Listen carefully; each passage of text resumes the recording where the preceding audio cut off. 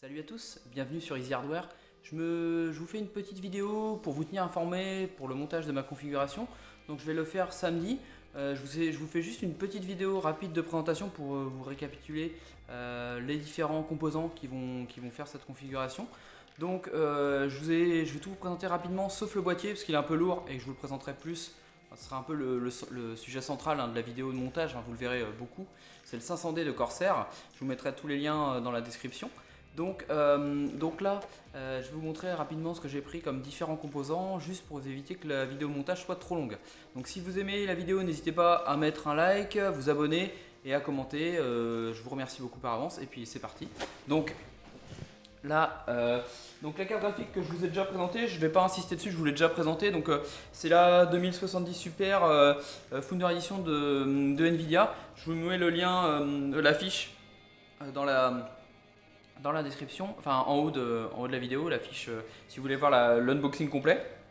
Donc carte graphique assez puissante, bien pour jouer en 2K, vraiment à l'aise. Pour l'instant j'ai que des écrans 1080p, mais on verra par la suite le grade. Donc voilà, cette carte graphique que je vous ai déjà présentée, donc je passe vite dessus. Pareil, la carte mère, la TUF Gaming X570 Plus, je vous l'ai présentée en vidéo, donc n'hésitez pas à consulter la vidéo. Je mets l'affiche en haut pour ceux que ça intéresse, juste là ou là, je sais pas où ça va être, mais voilà, enfin voilà. J'insiste pas dessus, j'ai fait une vidéo complète dessus, donc n'hésitez pas à aller la voir.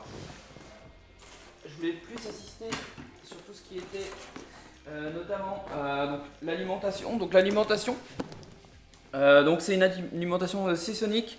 Focus GX 650, donc c'est une alimentation full modulaire, semi-passive, c'est-à-dire que les ventilateurs ne s'activent, je crois qu'à 50% de charge de puissance. Elle est 80 plus gold, donc au niveau du rendement électrique c'est parfait.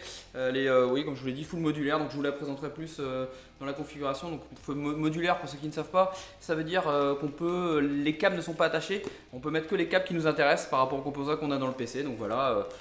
Une alimentation qui est très bien, je ne l'ai pas encore déballée, elle est très lourde, donc gage de qualité sur une alimentation. Hop. Ensuite, comme je vous l'avais dit, le processeur, pour moi, meilleur rapport qualité-prix en multitâche. Donc c'est le Ryzen 7 3700X. Voilà, un processeur qui est vraiment ouf pour le prix, franchement qui est vraiment parfait pour le prix. Je vous montrerai dans la configuration, mais bon, un nombre de threads vraiment hallucinant, une fréquence en boost de, je crois que c'est 4 Go ou 3,9 Go, je crois que c'est 8 coeurs 16 threads. Je crois que c'est ça, 8 coeurs 16 threads.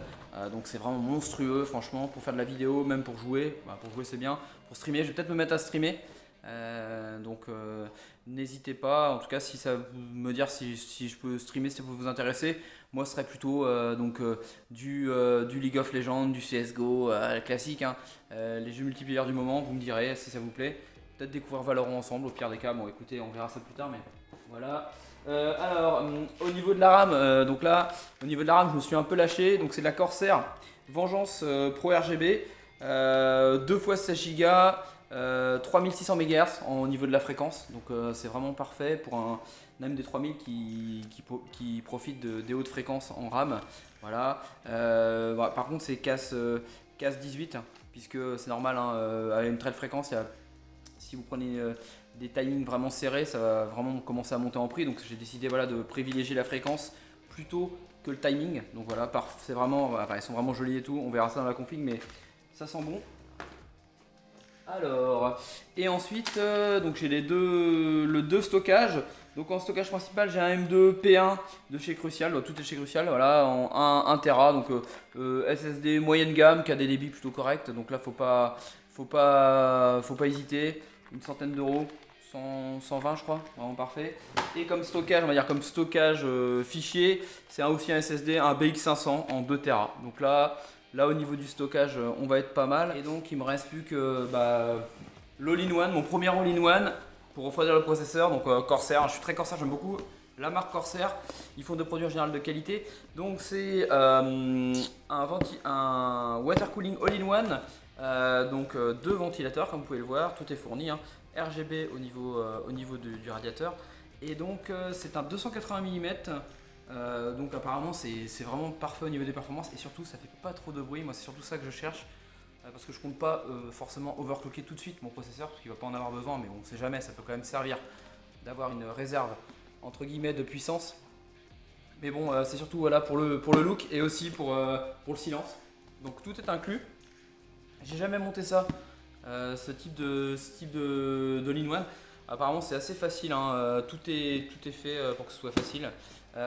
Donc on verra. Donc voilà, donc je vous ai présenté là les différents composants sauf le boîtier parce qu'il est un peu lourd. C'est le 500D, donc de toute façon je vous le présenterai dans la configuration.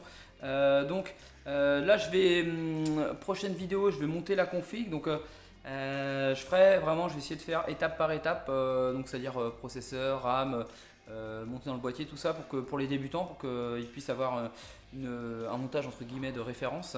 Je pense que ce que je ne filmerai pas par contre c'est juste justement le ventirad, puisque ça dépend, enfin le in-one là dans cette config là, mais parce que ça dépend vraiment, hein, des différents refroidissements que vous avez. Tout simplement, je filmerai tout ça, donc n'hésitez pas à me dire dans les commentaires si vous trouvez que la configuration a l'air sympa. Moi je pense que ça va vraiment être sympa, ça va vraiment rendre bien. N'hésitez pas, comme je vous l'ai dit, à commenter, partager et liker la vidéo, et je vous dis à la prochaine.